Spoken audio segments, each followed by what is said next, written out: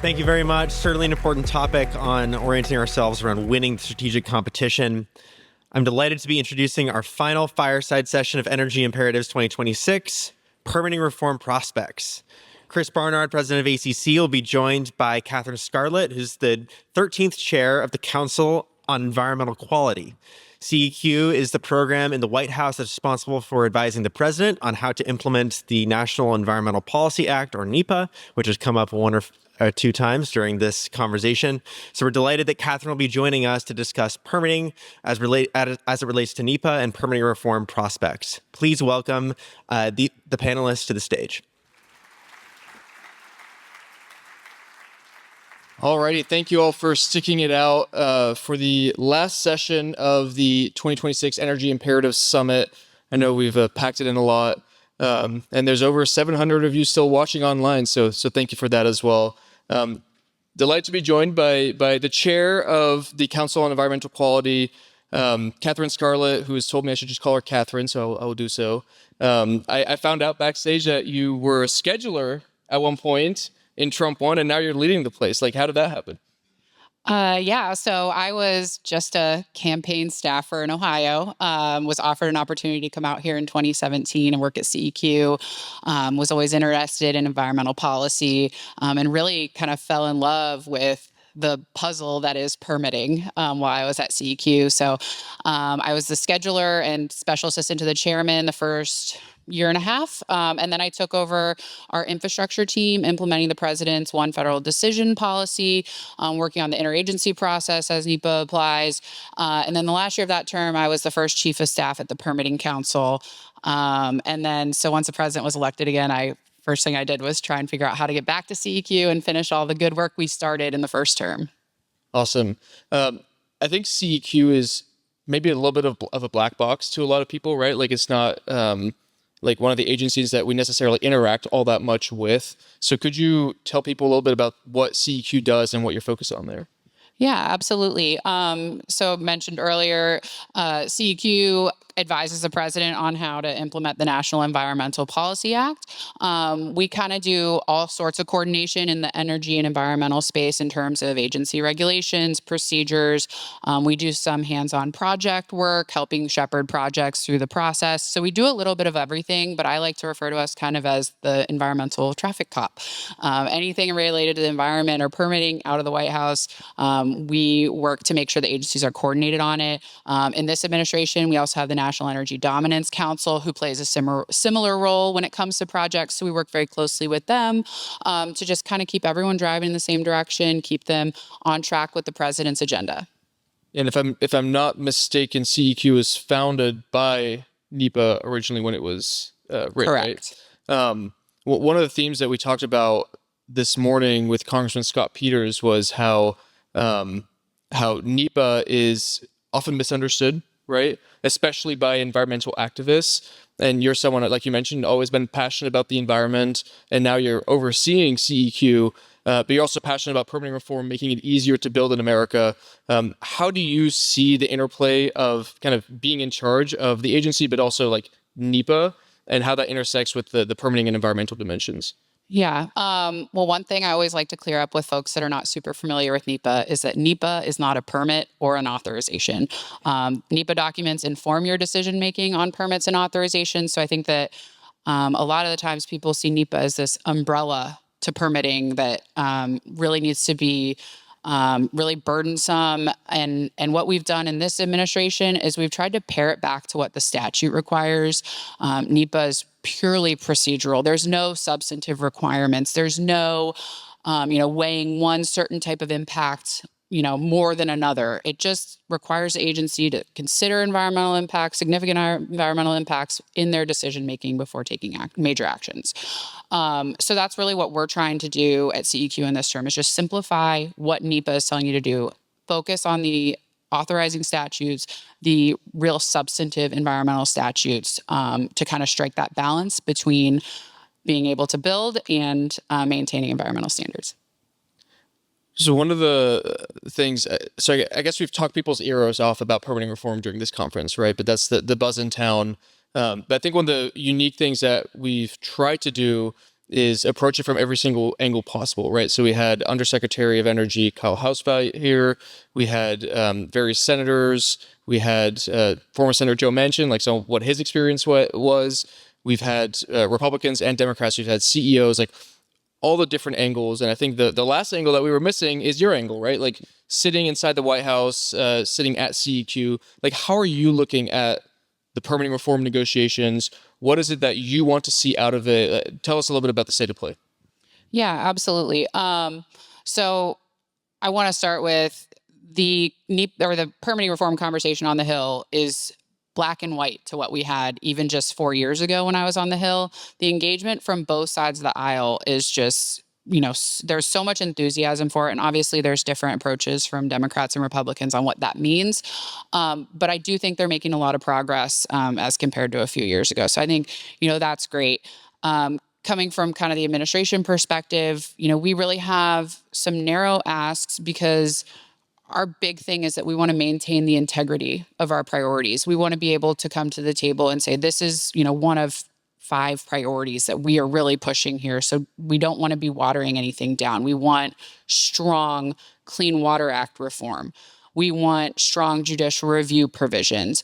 And, in terms of NEPA, I keep saying that the best thing we can do in NEPA is tell agencies where they can do less NEPA and tell courts where they need to stop telling agencies to do more NEPA. So limit the judicial review and limit where NEPA applies. And then we can actually focus on those major projects with actual environmental impacts. So that's kind of where we're coming from. I know NHPA is a big part of the conversation. I always talk about the National Historic Preservation Act as the new NEPA. As we see all these changes to NEPA coming out, people are starting to talk about NHPA and how that is just as much, some folks would even say even more so of a burden. I think Senator Lee was talking about that earlier this week. So those are really our primary asks right now is Clean Water Act, judicial reform on NEPA, exemptions to NEPA. And then we're just trying to work with the Hill on technical assistance, talk to them about how some of this stuff is going to implement, because if we have a bill that does not implement at the end of the day, we've wasted a lot of time. So obviously CEQ has some level of jurisdiction over the permitting conversation, but not everything, right? And that's kind of like the tricky challenge of these negotiations, right? There's so many different jurisdictions, so many different committees, so many different aspects of the broader conversation. It feels like this conference has been kind of like the blind men trying to figure out the elephant, right? Like you have this little part of it, and like together we're forming a picture. And I feel like we're still maybe trying to figure out, is it an African elephant or an Asian elephant? Like not quite sure exactly what kind of species, like what kind of permitting deal we could be getting. So I'm curious from the administration perspective, when you're thinking about the politics of a deal, right? Not just the substantive policy that you're pushing for, but the politics. And you're looking at like the fact that we need to get 60 votes in the Senate. Obviously, one of the concerns that Democrats have had is over permitting certainty, right? So over projects that once they're approved, that they wouldn't be pulled back.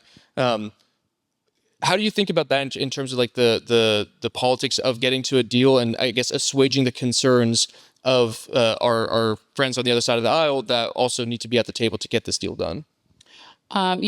Certainty is a major part of the conversation, particularly coming out of the Democrat side. And, there's a deal to be struck here. There's a lot of moving pieces. I would imagine certainty is going to be a part of whatever final agreement the Senate comes to. SPEED Act had some certainty language, but I think the devil is going to be in the details. It's very hard to sit in the executive branch and enthusiastically say, yes, we're going to limit our executive power to, prioritize projects. So again, I think devil is in the details. I think there's somewhere to land, but we want to be careful about how we do it. We want to make sure that it's something that, again, can be implemented by the agencies. I'm curious to see what comes out of the Senate there. So Trump one really actually pioneered this idea of actually starting to reform NEPA, right? And hopefully, like you said, like the difference even now from then to now is night and day. There's also other interesting dimensions of the permitting conversation that we haven't talked as much about, is like how can we use AI, for example, to speed up some of these applications. Something that you guys have worked on is the Permitting Innovators Expo. Would love for you to share with the audience a little bit about what that is. Yeah, so we are doing an expo at the end of July, and we're going to highlight a lot of great tech tools that are used to move environmental permits and infrastructure permits through the process. So we're going to be reviewing these tools, kind of picking some to highlight at the end of the month, and then we're going to try and help facilitate the contracting with the agencies. I like to call it speed dating for tech tools and permitting, which I think my staff hates. But the idea is to really match these tools that are already out there with agencies that have a need for them, because there's so many options.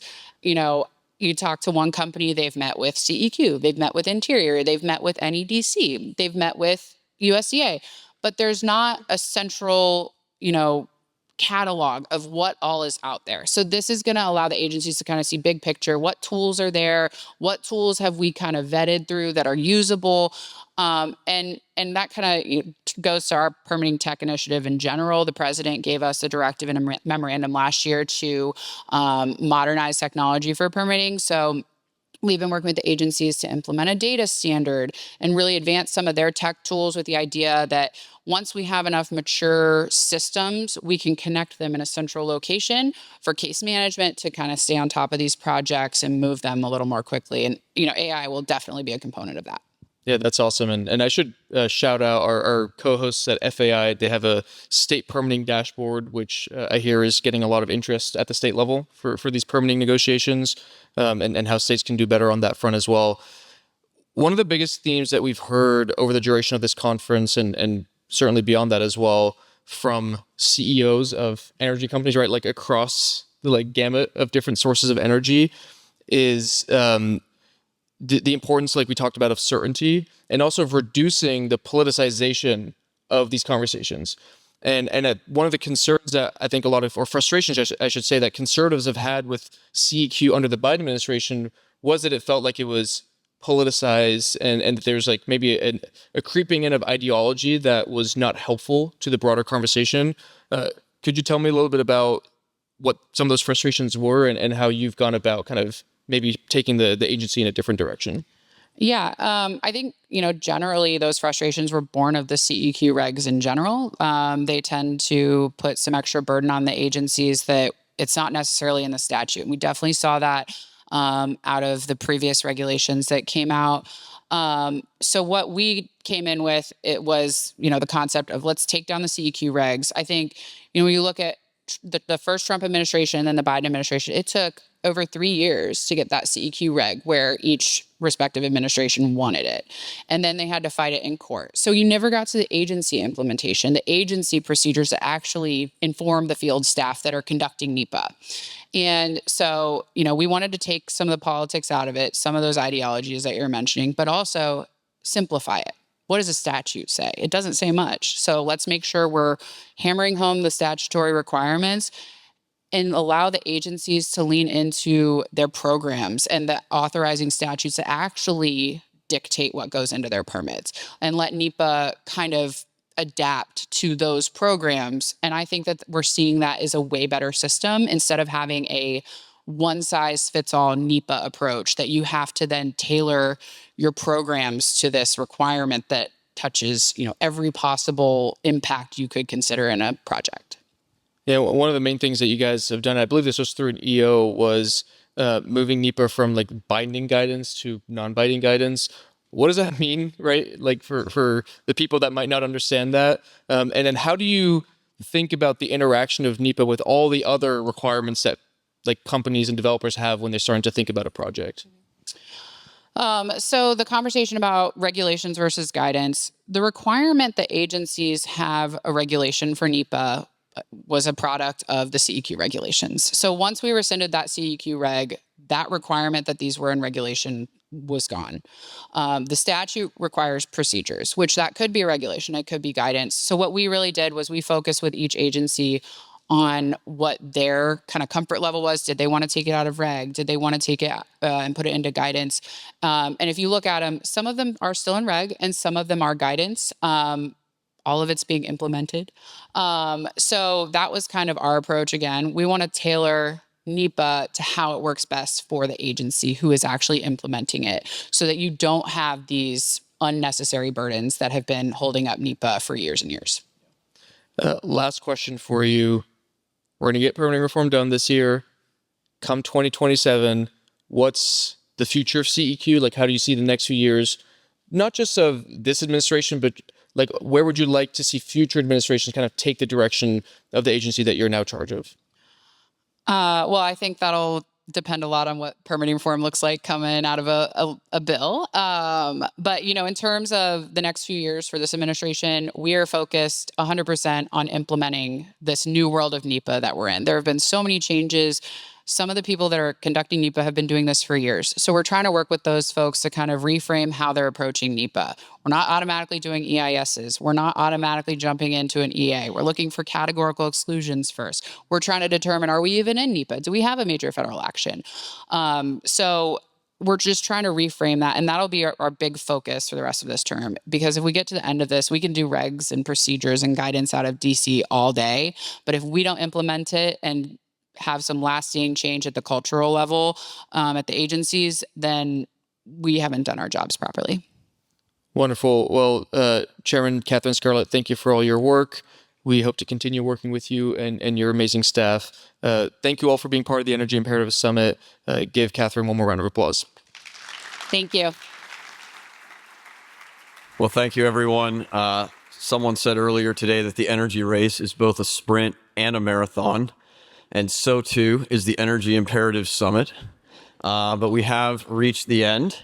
I want to thank, again, ACC, FAI, our partners and sponsors, the event production team, and, of course, all of you for attending. Last year, and I gave my closing remarks, I specifically said that we were just going to come back this year to talk about how we had solved all the problems. Apparently, some of you didn't get the message. But you really have no excuses this time. The playbook is there, and we just have to execute. So thank you very much, and I look forward to seeing you next year.